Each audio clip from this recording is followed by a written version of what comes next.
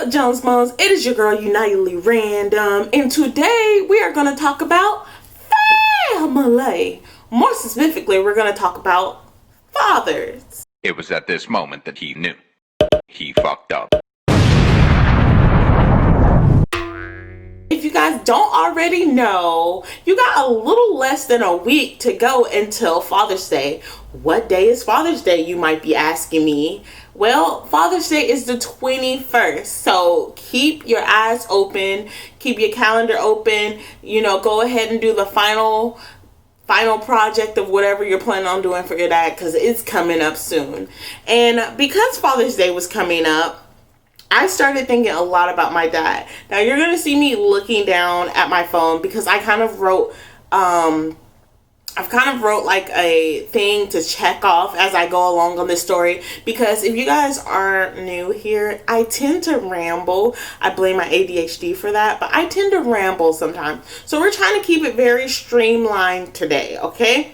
So I've been thinking about my dad a lot recently, and I thought I could just talk about him on my channel, okay? So I feel like there's also this idea of Father's Day is coming up, so I'm thinking about my dad, nostalgia, whoop de whoop de whoop. But I also feel like there's something, like Spirit is calling me to talk to somebody out here.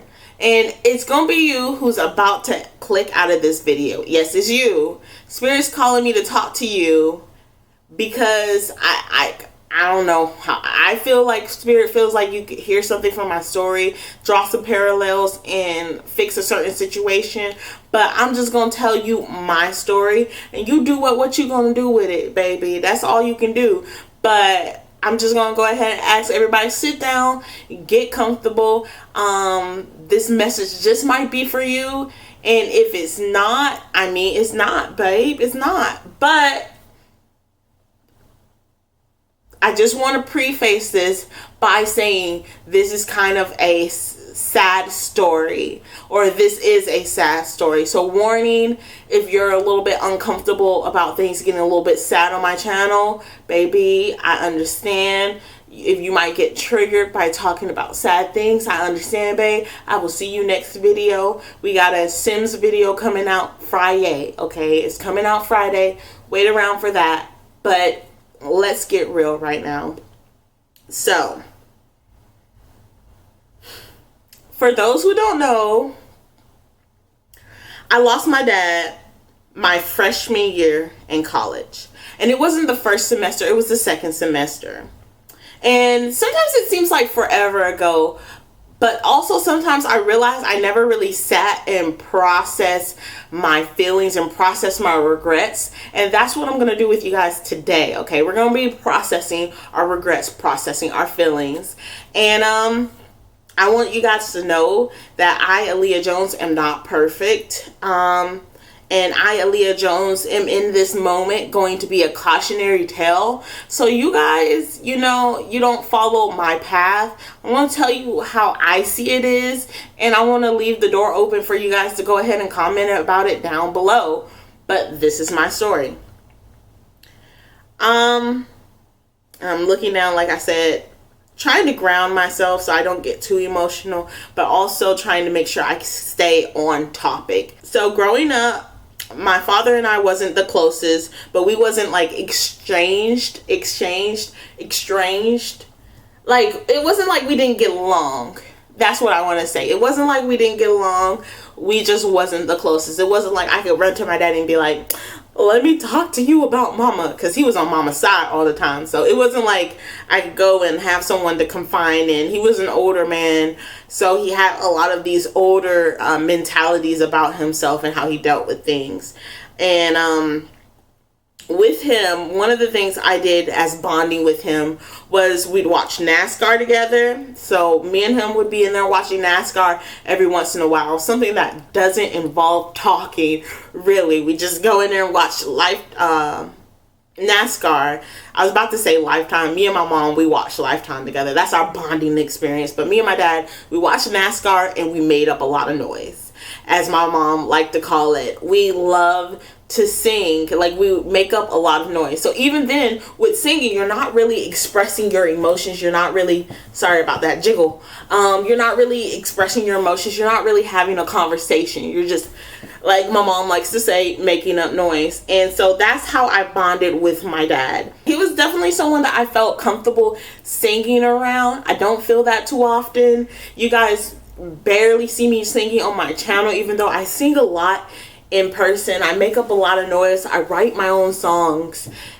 You just haven't gotten to see that part of me on this channel, and I hope to show more of that part of me on this channel in the future. Stick around for that. But he was one of those people that I never really felt any shame about singing around. I never felt any shyness about singing around, because he was always making a noise. We were always singing. We were always loud, you know? And so I felt comfort in that. And like, I usually feel very nervous about people laughing when I'm talking, or not talking, but more so laughing when I'm singing. So I really don't put myself out there to get laughed at. I don't put myself out there to be made a joke of, you know. And there is because of other stories that I could talk about on this channel, but that's not what this is about right now. Like I said, your girl will go off on a tangent, so I'm gonna bring it right back to my dad.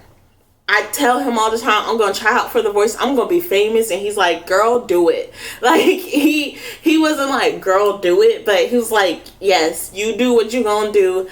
I know you can do it. You just got to get out there. So that was the type of energy he had around my singing. And that's going to tie in a little bit later to the whole story. But I'm just giving you a background about our type of like relationship, how we interacted with each other. So my dad was always sick, it seemed. Okay, after a period of time, like around 5th grade, after that period, it wasn't unusual for him to go into the hospital. And it sped up over the time. It sped up over the years, but he was always sick. That's the one thing I can remember about my daddy. And also, I think it has something to do with how he smoked when he was younger. His body was pretty much turning on him after a while. He was getting sick. His lungs weren't working at their full capacity. His heart wasn't beating at its full capacity. His body just pretty much turned on him as he got older. Honestly, we almost lost him a couple times. I remember him being in a coma for a little while, medically induced coma, but they put him in a coma, and when he came back, he didn't remember how old he was. He didn't remember getting married to my mom. He didn't remember nothing. And it was like he was a baby again. So there were some touch and go times. There were some scary moments in between this entire story. But we're going to talk about the last kind of episode with my daddy. The last memory that I kind of have with my daddy included. Give me a moment.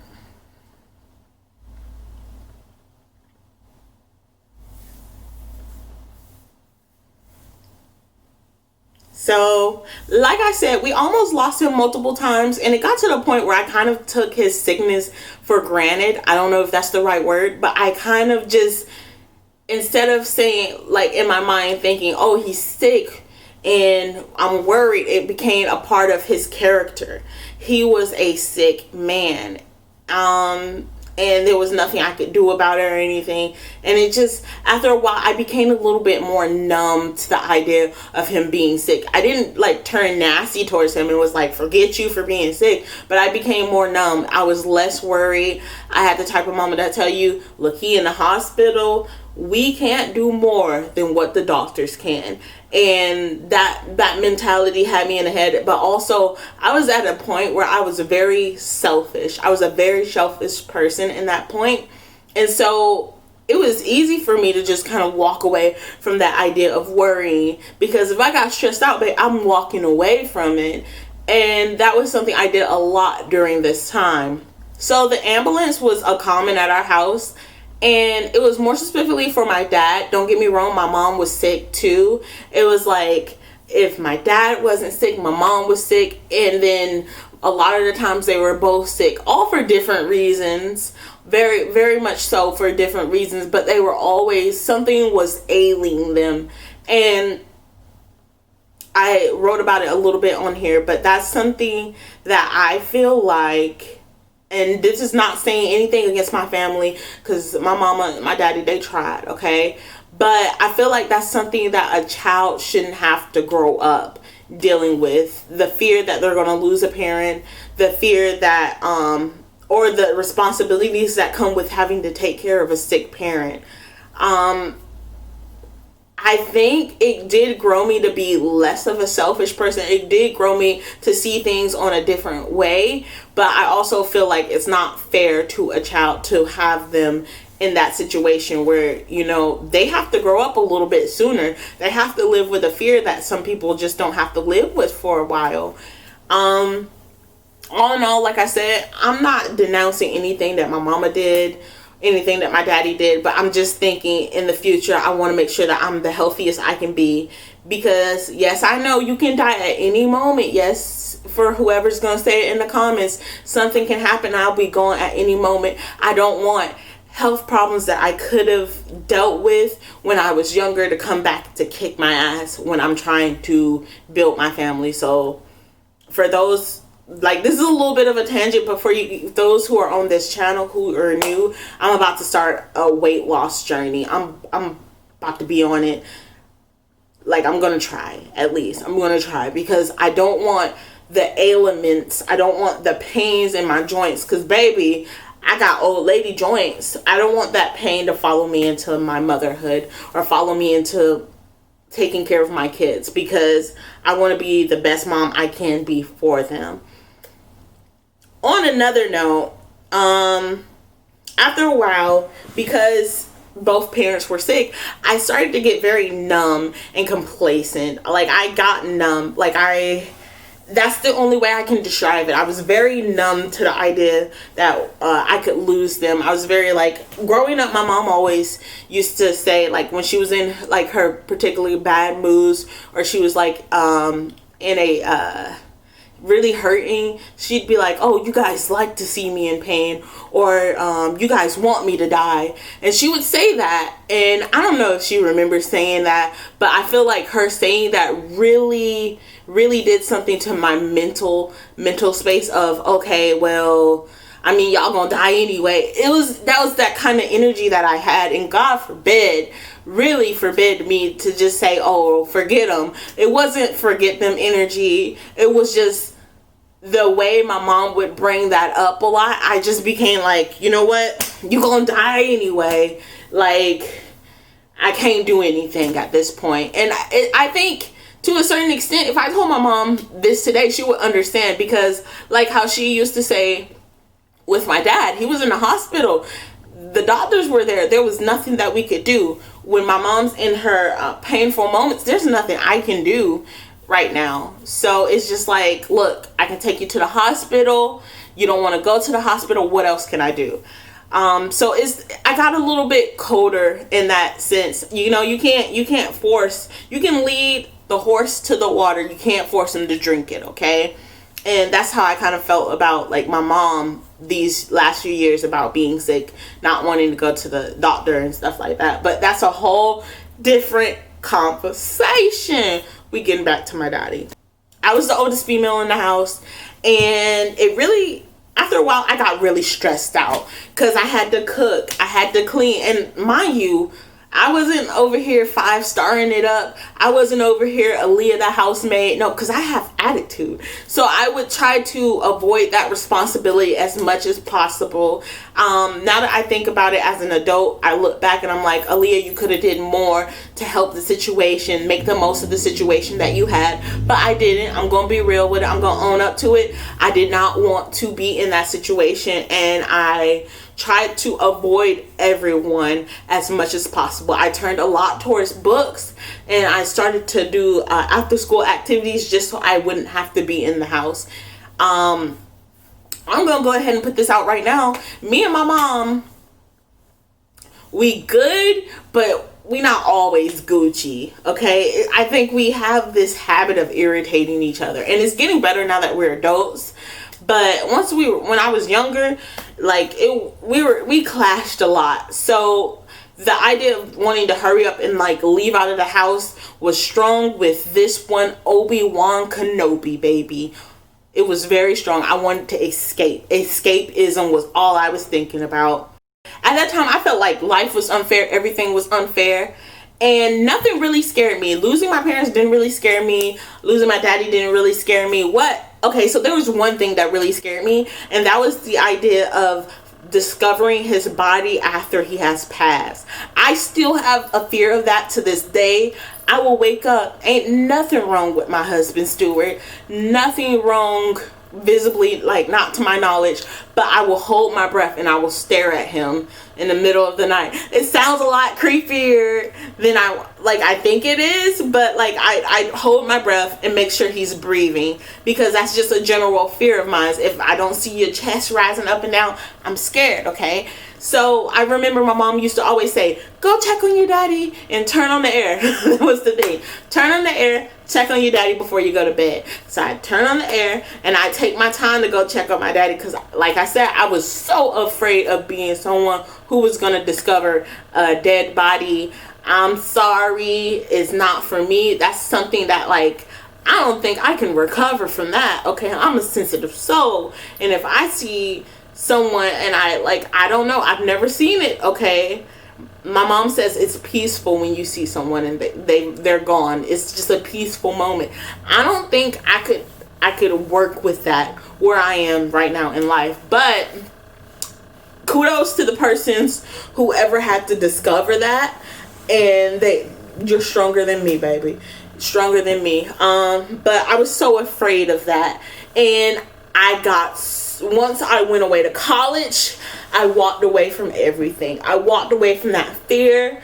I walked away from the whole idea that daddy's being sick. Yeah, he still had his oxygen tank. Yeah, he still had to sleep in a different room in a hospital bed because he had to sit up, or he'd drain into his lungs and it'd be harder for him to breathe. Yeah, all of these things were still a reality for him, but it wasn't a reality for me, because I didn't have to cut up his onions to go with his cornbread. I didn't have to see him be sick.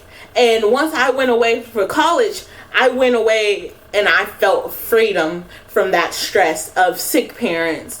I felt that freedom, and I recognize as a grown-ass adult today, my mom had to go through a hell of a lot more than the stress of me. Like I felt of having sick parents. She had to go through the stress of having a sick husband, okay? She had to go through the stress of still having to take care of the kids in the house. She had to go through all of that, and then also being sick on top of that. So she's a trooper, but I didn't have all those years of growing into that, okay?